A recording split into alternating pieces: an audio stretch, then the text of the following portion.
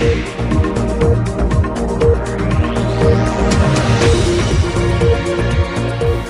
દર્શક મિત્રો, આપ નિહાળી રહ્યા છો S9 ન્યૂઝ। હું છું આશિષ સાવલિયા અને આપની સમક્ષ લઈને આવ્યો છું સ્પીડ 9। દેશ વિદેશ, ફિલ્મ જગત, રમતગમત, બિઝનેસ અને તે સિવાય કેટલાક ક્ષેત્રો સાથે સંકળાયેલી કેટલીક ખબરો। તો આવો નજર કરીએ સ્પીડ 9 પર।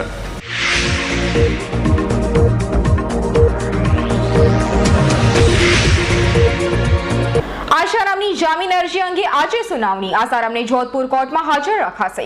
યૌન શોષણમાં ફસાયેલા આસારામના અનુયાયીઓએ પીડિતા અને તેના પરિવારજનોને નિવેદન બદલી નાખવા ધમકી આપી। સેન્સેક્સમાં 300 પોઈન્ટથી વધુનો ઉછાળો। સેન્સેક્સે 20,000ની સપાટી પાર કરી। મની લોન્ડરિંગમાં 200 બ્રોકરો પર સેબીની નજર। સુપ્રીમ કોર્ટે સરકાર સામે લાલ આંખ કરતા કહ્યું, કોલસા ગોટાળાની ફાઇલોનો રેકોર્ડ સરકાર નષ્ટ કરવા માંગે છે કે શું? ઝીરો બેલેન્સ પર કોઈ પણ બેંકમાં ખાતું ખોલાવી શકાશે। સરકારી બેંકો દેશની ખાનગી બેંકો બાદ હવે આ આદેશ દેશમાં સેવા આપતી તમામ વિદેશી ખાનગી બેંકોને પણ લાગુ પડશે। ટોપ 8 કંપનીઓની મૂડીમાં 40,620 કરોડનો વધારો। TCS માર્કેટમાં મૂડી ધીમી હોવા છતાં હજુ સૌથી જંગી માર્કેટ મૂડી સાથે પ્રથમ ક્રમે। નરેન્દ્ર મોદી તેમના બે વિરોધીઓ કેશુબાપા અને અડવાણી સાથે એક મંચ પર આવશે। ગાંધીનગરમાં સોમનાથ ટ્રસ્ટની વાર્ષિક બેઠકમાં નરેન્દ્ર મોદી, લાલકૃષ્ણ અડવાણી અને કેશુભાઈ પટેલ ઉપસ્થિત રહેશે। મોઢવાડિયાએ મોદી પર પ્રહાર કરતા કહ્યું, આતંકવાદને ખતમ કરવા અને શ્રીલંકાના ઉગ્રવાદને ખતમ કરી નાખવા સામર્થ્ય કોંગ્રેસના નેતાઓ ધરાવે છે અને રાજીવ ગાંધી, ઇન્દિરા ગાંધી પણ એમાં જ શહીદ થયા છે। સર્વિસ ટેક્સ માટે વેરા ચોરી વિરોધી તંત્ર રચાશે। પરોક્ષ કરાવેલા ઉઘરાણીમાં છીડા અટકાવવા નાણાં મંત્રાલય સક્રિય। રેલવે ટૂંક સમયમાં જ 1.60 લાખ લોકોની ભરતી કરશે। ભારતીય રેલવેમાં નોકરીનો ઘોડાપૂર આવશે। કેદારનાથમાં કાટમાળમાં બેંક લોકરમાંથી રૂપિયા 1.90 કરોડની રોકડ મળી આવી। સાફ સફાઈ અભિયાન દરમિયાન આટલી મોટી રકમ મળી। પાકિસ્તાને ફરી ગોળીબાર કર્યો। પૂંચમાં અંકુશ હરોડ પર 4 ભારતીય સીમા ચોકીઓને નિશાન બનાવી 3 કલાક સુધી સામસામે ગોળીબારની રમઝટ ચાલી।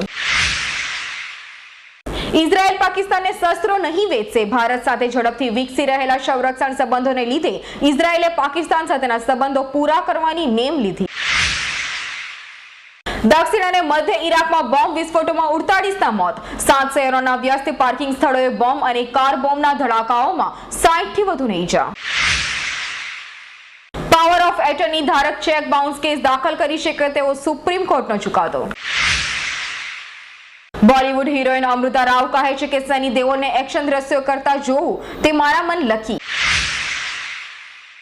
ઉમરા પોલીસ સાથે માથાકૂટની ઘટનામાં ધારાસભ્ય હર્ષ સંઘવી, માજી મેયર રાજુ દેસાઈ સહિત 5ને સોમવારે જવાબ માટે હાજર રહેવા નોટિસ અપાઈ। સુરતમાં 20થી વધુ ગુના આચરનાર બોગસ પોલીસ તોડકીના 2 ગઠિયાઓને ક્રાઇમ બ્રાન્ચે ઝડપી પાડ્યા। ઝડપાયેલા ગઠિયાઓ પાસેથી લાખોના દાગીના તથા રોકડ પોલીસે કબજે કરી। બોલિવૂડના પીઢ અભિનેતા દિલીપ કુમારને છાતીમાં બેચેની થતા હોસ્પિટલે ખસેડાયા। હાલ દિલીપ કુમાર આઈસીયુમાં। યુવરાજ અને યુસુફે વિન્ડીઝ સામેની મેચ જીતાવી। ભારત એનો વિન્ડીઝ એ સામે વન ડેમાં ઝળહળતો વિજય।